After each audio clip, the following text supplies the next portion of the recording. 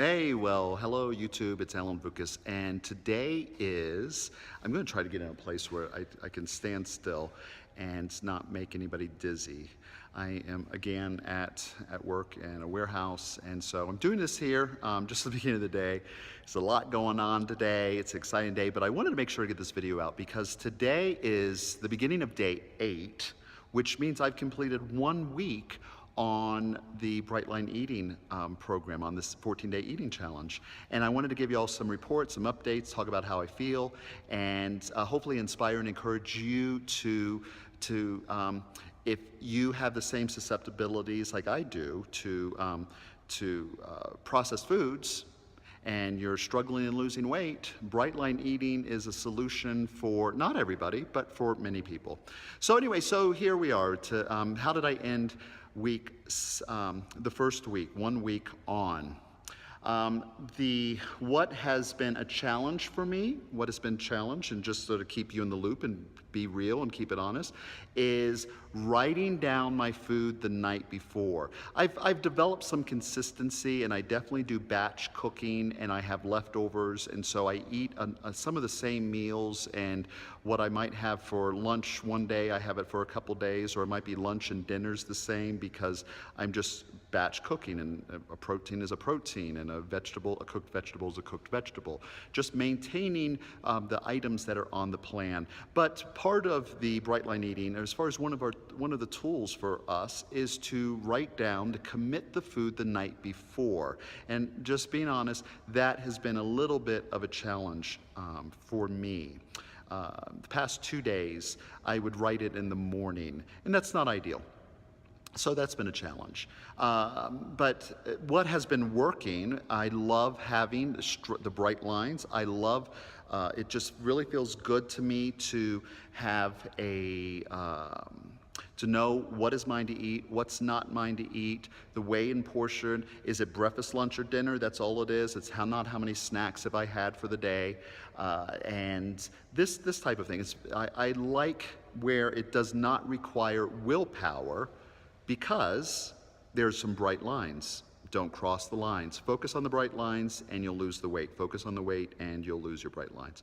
That's what Susan says. So anyway, what else is working well for me? So the weight loss it just happens on its own. I've been stepping on the scale every day, and so as of today, and I know I'm not the norm, and this is, results vary, but as of this morning, on the 8th morning, I am 17.2 pounds less on the scale than I was on the morning that I started, on day 1. I know that that's some water weight, but it's exciting, and it's definitely a great start. I know that that's not every week. I mean, 1 to 3 pounds is usually typical, and for people to lose weight, and so that's what I'm expecting. And anything more than that, hey, that's great. It's extra. So, what else is working for me? So the structured meals, I love the videos that Susan does every day in the eating challenge. Today was a great one where she was talking about, oh good Lord. Talk about cravings. There was 2 videos today, actually, 2. And the second one, which was 30 minutes, and I've listened to it, and I pulled the audio off so I can listen to it again today, but it has to do with cravings. And I'm going to be talking more about that in some upcoming videos. I was thinking about it. Let me know in the comments below. Let me know if you would be interested in me going through her book, Bright Line Eating, and doing like a little virtual book study as far as a couple chapters or a chapter a day or a couple pages a day, and just sharing some of the highlights from my perspective as far as someone who is eating this way and using this book as a basis on which to eat. Let me know in the comments if you'd be interested in that. There was one question that came in, and I wanted just to discuss it briefly, and it had to do with the fluids. How much water am I consuming today? So what am I drinking? What I'm drinking primarily during the day is water, unflavored water, just plain old water, and I do have coffee.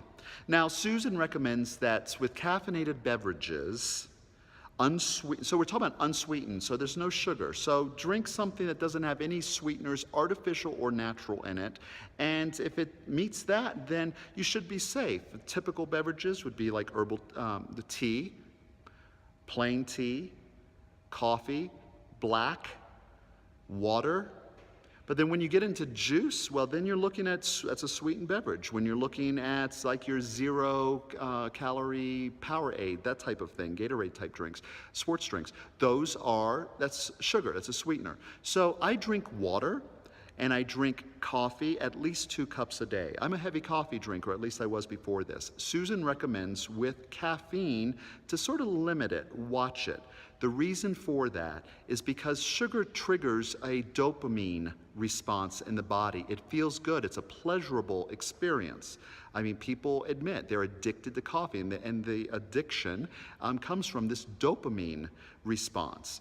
Well, dopamine and food addictions have a very, I mean, they work together, and we're trying to heal the brain by removing excess insulin so our bodies can respond to the leptin that it's producing, and also reset our dopamine down regulation as a result of all of this sugar going in our bodies. And I'll talk more about that when we get into the book. So caffeine can be a little tricky one. So she recommends if you're going to drink coffee, you're going to drink tea, do it black, unsweetened, no cream, no sweeteners, and with the coffee, try to limit it to 2 cups a day. I think I had at least 3 this morning. I don't find that it creates cravings in me, but I have reduced my coffee for that reason. Water, I drink a lot of water during the day. She isn't saying specifically, but we know science. What does science tells us? At least 6 glasses of water. It used to be 8, but at least 6, because we get water in our food. You're going to be eating a lot of fruits and vegetables on this. Your protein, it's not cooked to death. I mean, it's not deep fried or, so you're getting water in your food as well. So what I would say is let your thirst be a guide, but then plus. Thirst plus. So don't let yourself get thirsty. What I do in the morning is while the coffee's brewing, I drink about 1 liter of water. And then I drink a few more during the day. In the evening, I'm drinking water.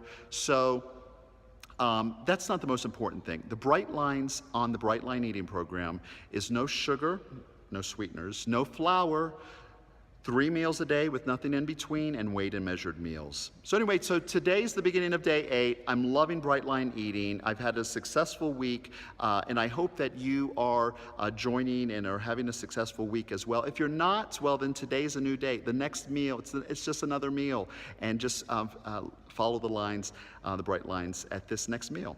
So anyway, I look forward to seeing you. Take care of yourself, take care of your body, and I look forward to seeing you in the next video.